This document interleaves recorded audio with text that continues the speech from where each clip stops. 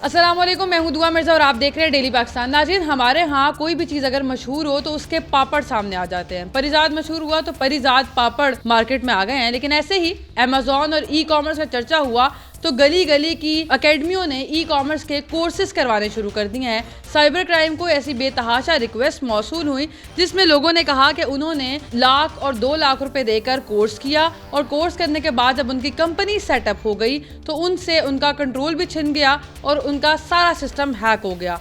ये कैसे होता है और ई कॉमर्स पर कैसे पैसे कमाए जाते हैं? मेरे साथ मौजूद हैं ग्रोथ कंसल्टेंट सलमान नईम साहब। इनसे जानते हैं कि लोगों के साथ फ्रॉड किस नेचर का होता है और उससे बचना कैसे। सर, मैंने ये भी देखा है कि कोई एकेडमी जिसके बारे लिखा हुआ है कि 9th-10th की तैयारी करें और साथ लिखा हुआ ई कॉमर्स भी सीखें, तो ये क्या हो रहा है? क्या ये सही है? बड़ा एक ये अजीब सा फिनोमेना मैं देख रहा हूँ पाकिस्तान में। हर चीज़ के पीछे एक लोग लग जाते हैं ट्रक की बत्ती की तरह। तो बेसिकली 2 लोग आए थे, उन्होंने बड़ा अच्छा एक सेटअप किया, वो वर्चुअल असिस्टेंट्स बहुत अच्छे बना रहे थे। फिर लोगों ने देखा कि अच्छा यार, ये लोग जो है ना लर्निंग के ऊपर लोग पैसा स्पेंड करते हैं। लेकिन क्या होता है कि फिर ये छोटे छोटे महल्लों के अंदर और जगहों पे खुलना शुरू हो जाती हैं एकेडमीज़। क्या किया होता है, उन्होंने किसी और का कोर्स पढ़ के उसी को रिपीट करके उन्हीं यूट्यूब वीडियोस को देख के बस वो लोगों को बताते हैं और लोग फिर फंसना शुरू हो जाते हैं। साइबर क्राइम में हमने ऐसी दरखास्तें भी देखी जिन लोगों के साथ फ्रॉड हुआ। तो ये फ्रॉड किस नेचर का होता है और क्या क्या गलतियाँ करते हैं लोग? 2 साइड्स हैं इस फ्रॉड की।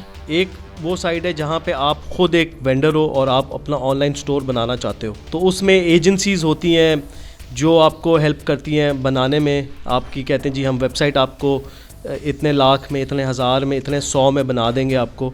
और होता क्या है कि वो जितना डोमेन से लेके होस्टिंग वो सारी चीज़ें अपने पास रखते हैं, अपना कंट्रोल रखते हैं उसके ऊपर। और जहाँ उनको लगता है कि आपका प्रॉफिटेबल हो गया है वो आपको बिल्कुल आउट करते हैं। उस हैक हो जाती है पूरी वेबसाइट। हैक नहीं होती, वो एक्चुअली इंटेंडेड होता है। वो आपसे आपका यूज़र नेम पासवर्ड देते नहीं है और आपका जो बना हुआ ब्रांड होता है वो आपसे हाथ से निकल जाता है। उसमें ये होता है कि फिर फेसबुक भी आपको हेल्प नहीं कर पाता क्योंकि आपके पास लीगल डॉक्यूमेंट्स नहीं होते। जो वेंडर साइड है उसमें फिर क्या होता है कि क्योंकि आप कंपनी नहीं होते, आप एक इंडिविजुअल होते हैं, तो आपने फॉर इंस्टेंस किसी से ख़रीदी कोई चीज़ तो वो भी उसमें भी 2 नंबरी होती है कि आपसे कहा कुछ किया था, मंगवाया कुछ। लेकिन आपको अपना वेंडर बहुत ध्यान से रिसर्च करके चूज़ करना चाहिए। और अगर बिल्कुल स्टार्टअप है तो आप यहाँ से सोर्स आउट करो, लोकली सोर्स प्रोडक्ट्स देखो, वो ज़्यादा बेहतर होता है। बहुत सारे लोग हमने ऐसे भी देखे जो यूट्यूब से खुद वीडियो देखते हैं और बहुत सारी सीरीज ऑफ वीडियो देखने के बाद अपना बिजनेस स्टार्ट कर देते हैं। तो इतना डायरेक्शन लेस चलना क्या सेफ होता है किसी तरीके से? जो आप वीडियोस देख रहे हैं वो ज़रूरी नहीं है कि वो 100% सही हो, और जो वीडियो वो निकाल देते हैं वो एक्चुअल 1 साल पुरानी टेक्निक्स होती हैं। तो जो भी आपका ऑनलाइन मेंटोर हो उसकी पर्सनल लाइफ को भी देखें कि वो फेसबुक पे क्या कर रहा है, स्नैपचैट पे क्या कर रहा है। मतलब आप उसको रिसर्च करो उसके ऊपर, ना कि आप सिर्फ ये देखो कि यार बात अच्छी लगी है तो या इसके फॉलोअर्स इतने हैं। Followers do not matter. Pakistan में आई थिंक हमारे से बेहतर अच्छा बिजनेसमैन नहीं है क्योंकि हम बिल्कुल रिटेल इंडस्ट्री और बिल्कुल स्मॉल मीडियम बिजनेसेस की एक बहुत बड़ी कौम है। तो हर बंदे के किसी न किसी ब्रदर ने, अब्बू ने, बहन ने, माँ ने, मामू ने, चाचू ने, किसी न कोई ना कोई बिज़नेस करता है, तो आप उनसे ज़्यादा लर्न कर सकते हैं। ऑनलाइन में सबसे बड़ी प्रॉब्लम आती है कि लोग समझते हैं बहुत मुश्किल कोई चीज़ है, मतलब वेबसाइट बनाना इतना मुश्किल है और सारा बहुत सारे टूल्स हैं अवेलेबल, वो आपसे कुछ सर्टेन डॉलर्स चार्ज करते हैं और आपकी बन जाती है website per month. I think उस तरह के प्रोडक्ट्स पे जाया करें लोग। बहुत सारी लोग ऑनलाइन शॉपिंग करते हैं तो उसमें जब हम कैश ऑन डिलीवरी तो इज़ क्वाइट सेफ कि आपकी चीज़ आई, आपने कैश दे दिया।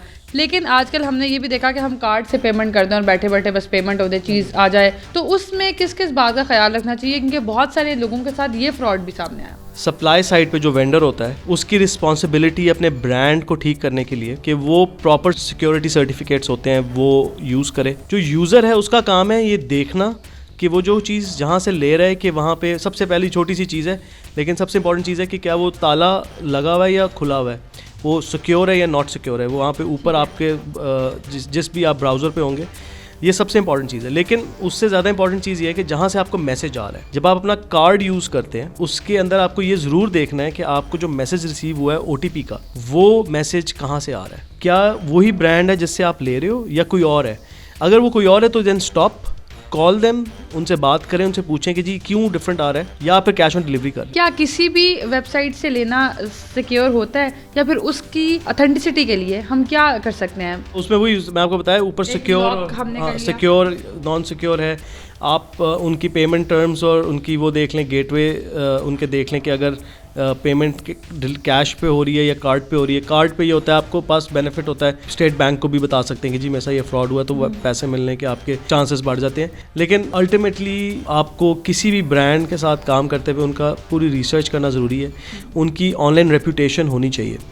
उनके गूगल के ऊपर रिव्यूज़ हो सकते हैं, उनके किसी और जगह रिव्यूज़ हो सकते हैं, उनके फेसबुक पे रिव्यूज़ हो सकते हैं, और आप देखें कमेंट्स में जाके कि लोग क्या कह रहे हैं before you buy anything. Responsibility platform की नहीं होती, रिस्पॉन्सिबिलिटी वहाँ भी वेंडर की होती है। तो आप वेंडर की रेपुटेशन ज़रूर देखें। कैसे सेटअप हो सकता है कोई भी बिजनेस? कोई कोर टिप्स आप देना चाहें? डिफरेंट टाइप्स के बिजनेसेस, ई कॉमर्स क्योंकि बहुत बड़ा वास्ट है, तो मैंने देखा है, तो सबसे पहले क्या होता है कि लोग उनको कहते हैं हम आपकी कंपनी फॉर्मेशन करेंगे या आपका बिजनेस सेटअप करके देंगे आपको। कहाँ पे? यूएई में सेटअप कर देंगे, हम आपको जीसीसी में सेटअप कर देंगे, मैं आपको यूएस यूके। तो वो कहते हैं जी हम वो आपको करके देंगे, उसके बाद हम एक एड्रेस लेंगे रेंट के ऊपर, और उसके बाद फिर हम वो पूरी एक ना सिनेरियो बनाते हैं। ये सिनेरियो बिल्कुल ठीक है, लेकिन जितने वो पैसे चार्ज कर रहे होते हैं ना, वो अगर आप थोड़ी सी रिसर्च खुद कर लें, आप बहुत सारे पैसे बचा सकते हैं। मेरे से एक दफ़ा यूके की कंपनी सेटअप करने के 550 पाउंड मांगे जा रहे थे। हालांकि वो कंपनी जो रजिस्ट्रेशन है हाउस ऑफ कंपनीज़ का, वो 12 पाउंड है।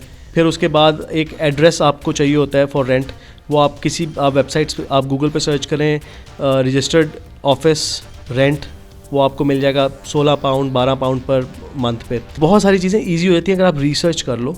ठीक है, आपको प्रॉपर कीवर्ड्स आने चाहिए और आपको रिसर्च करनी आनी चाहिए। तो सबसे पहला काम कोई भी बिज़नेस स्टार्ट करने से पहले वो ये है कि आप बिज़नेस सेटअप प्रॉपर तरीके से करें।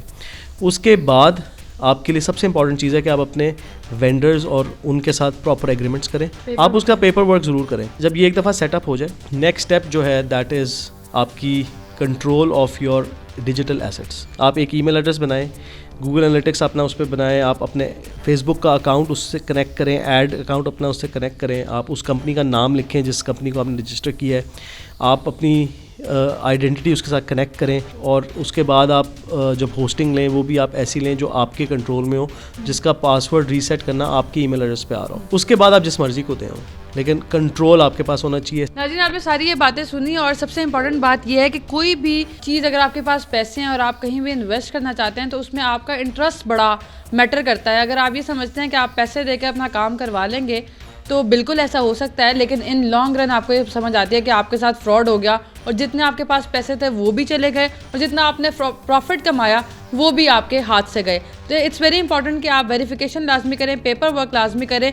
बहुत सारे ऐसे लोग होते हैं जिनके पास फ्रॉड हो जाता है, लेकिन वो कहते हैं कि हमारे पास पेपर वर्क नहीं है, इसलिए इदारे भी उस पर कार्रवाई नहीं कर पाते, और जो विक्टिम होता है वो भी खाली हाथ रह जाता है। एक और स्टोरी के साथ फिर से मुलाकात होगी। अल्लाह ने के बाद।